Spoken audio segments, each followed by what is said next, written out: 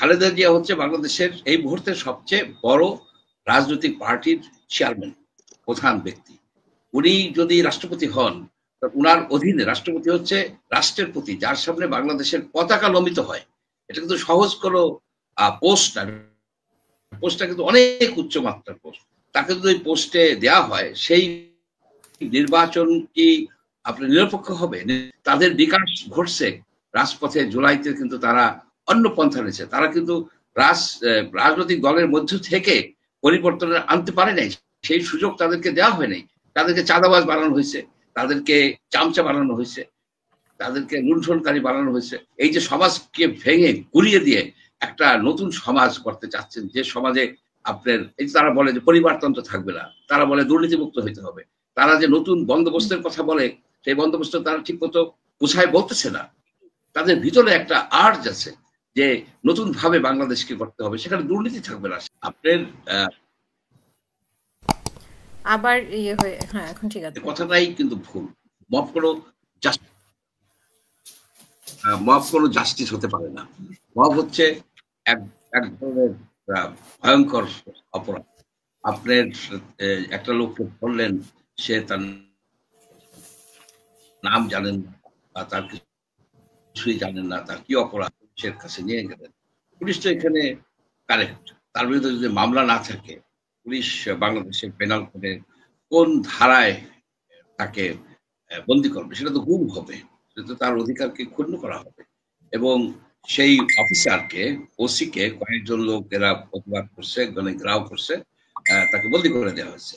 এখন আপনার 20 জন লোক থানা ঘেরাও করলো, ওসিকে বন্দি করে দিবেন, আবার বলবেন যে পুলিশ আপনারা কঠোর হন। পুলিশ কিভাবে কঠোর হবে? এভাবে তো হতে পারে না। এখানে যে আপনি যে ভদ্রলোকের কথা বললেন, এই শফিকুল আলম সাহেব, উনি উনি কি প্রেস সচিব না প্রেসার সচিব? আমি এটা বুঝি না। উনি নানাবিধ কথা বলেন, এই totally unfit for government job. উনি জীবনে হয়তো গভর্নমেন্টের কোনো জব করেন নাই, ওনার কোনো বেসিক ট্রেনিং নাই যে একজন গভর্নমেন্ট অফিসার হিসেবে কিভাবে নিজেকে কন্ডাক্ট করতে হয়। He does not know. তাকে যে সিনিয়র সচিবের যে মর্যাদা, যে বেতন দেওয়া হচ্ছে, এটা এটা সবই আপনার জলে চলে যাচ্ছে, ড্রেনে চলে যাচ্ছে actually. He does not know. সেভাবে কিভাবে এটাকে এনকারেজ করতে পারে? মব হচ্ছে প্রেশার গ্রুপ। প্রেশার গ্রুপ কি?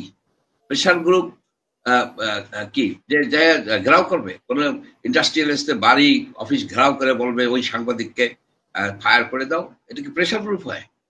ওনার কোনো ধারণাই নাই যে বাংলাদেশের কি অবস্থার দিকে এরা গুটি গুটি পায়ে নিয়ে গেছে। এখানে যেটা মোশাররফ সাহেব, ঠাকুর সাহেব সঠিক বলছেন যে শেখ হাসিনা যে অন্যায় অবিচার করছে, যেভাবে ইনস্টিটিউশনগুলো ধ্বংস করছে, যেভাবে জাতিকে পঙ্গু করে দিচ্ছে, এখন আমরাও কি সেই প্রক্রিয়া ফলো করব?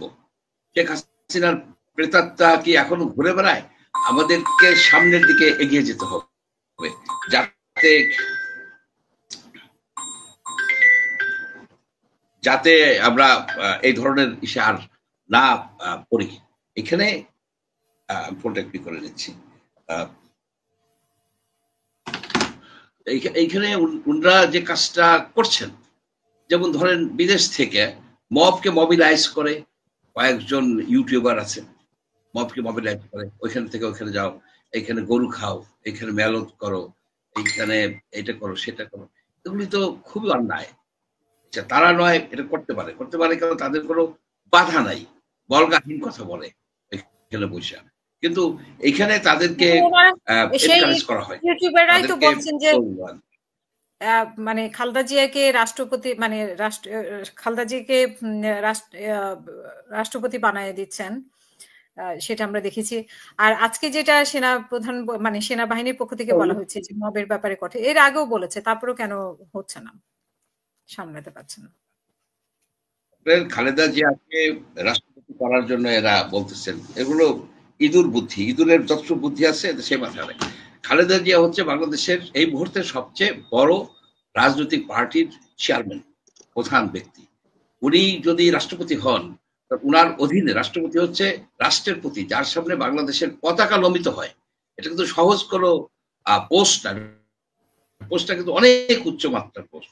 তাকে যদি পোস্টে দেওয়া হয়, সেই নির্বাচন কি আপনি নিরপেক্ষ হবে, নিরপেক্ষ হইলেও তো পারসিভড হবে যে এটা বায়াসড হয়েছে। আপনি একটা, আমরা চাচ্ছি যারাই আসুক একটা স্বচ্ছ একটা নিরপেক্ষ নির্বাচনের মাধ্যমে আসুক, সেখানে খালেদা জিয়াকে প্রেসিডেন্ট হিসেবে মানে অভিষিক্ত করে আপনি কি নির্বাচনকে কলুষিত করে ফেলবেন, তাকে বায়াসড করে ফেলবেন, এই ধরনের বুদ্ধি নিয়ে যারা মানুষজনকে মোবিলাইজ করে তারা তো আসলে একটা ক্রাইম করে যাচ্ছে। অ্যাকচুয়ালি বাংলাদেশ একটা ক্রাইসিস মোমেন্টে আসছে, ক্রাইসিস মোমেন্ট যাচ্ছে। এখানে আপনার সেনাবাহিনী নিয়ে তাদেরকে অনেক কথা বলা হচ্ছে। সেনাবাহিনী হচ্ছে দ্য লাস্ট রিসোর্ট। এরা so far they are conducting very well. তারা সকল উস্কানির মধ্যে থেকেও কিন্তু তারা ধৈর্য ধরে রাখছে এই বাংলাদেশকে। এই মুহূর্তে সেনাবাহিনী ধরে রাখছে, কিন্তু পলিটিশিয়ানরা তো আপনার ওই নানাবিধ উল্টা পাল্টার আলোচনার মধ্যে সময় নষ্ট করে ফেলতেছেন, যে তারা আপনার ওই দ্বিকক্ষ না এক কক্ষ না চার কক্ষ না কি এইটা সেইটা নিয়ে তারা সময় নষ্ট করে ফেলছে। আসল যে সংস্কার সেটা তো হয় নাই। আসল সংস্কার হচ্ছে যে সরকার এই যে আলী রিয়াজের কমিশন কিন্তু বলতে পারতো যে আমি তাদের সাথেই কথা বলবো যেসব পলিটিক্যাল পার্টি নিবন্ধিত, এক যেসব পলিটিক্যাল পার্টি তারা গণতান্ত্রিক প্রক্রিয়া মেনে চলে, অর্থাৎ তাদের অ্যাটলিস্ট গত 3 বছরে হোক 2 বছরে হোক একটা কাউন্সিল হয়েছে, কাউন্সিল দ্বারা গণতান্ত্রিক প্রক্রিয়ায় তারা আপনার তাদের যে অফিস বেয়ারার তারা নির্বাচিত হয়েছে। কয়জন আছে?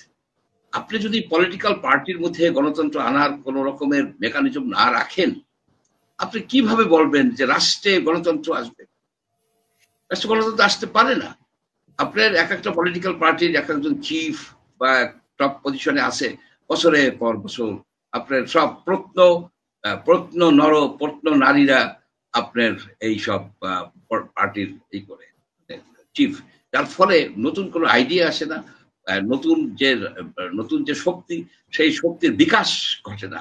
তাদের বিকাশ ঘটছে রাজপথে। জুলাইতে কিন্তু তারা অন্য পন্থা নিয়েছে, তারা কিন্তু রাজনৈতিক দলের মধ্য থেকে পরিবর্তন আনতে পারে নাই, সেই সুযোগ তাদেরকে দেওয়া হয় নাই।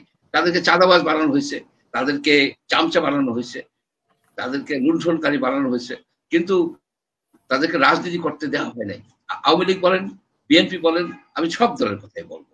সেই জন্যই কিন্তু এই তরুণ সমাজ এই রাষ্ট্রকে চেঞ্জ করার জন্য এই যে সমাজকে ভেঙে গুড়িয়ে দিয়ে একটা নতুন সমাজ করতে চাচ্ছেন, যে সমাজে আপনার এই তারা বলে যে পরিবারতন্ত্র থাকবে না, তারা বলে দুর্নীতিমুক্ত হইতে হবে, তারা যে নতুন বন্দোবস্তের কথা বলে সেই বন্দোবস্ত তারা ঠিক মতো গুছায় বলতেছে না।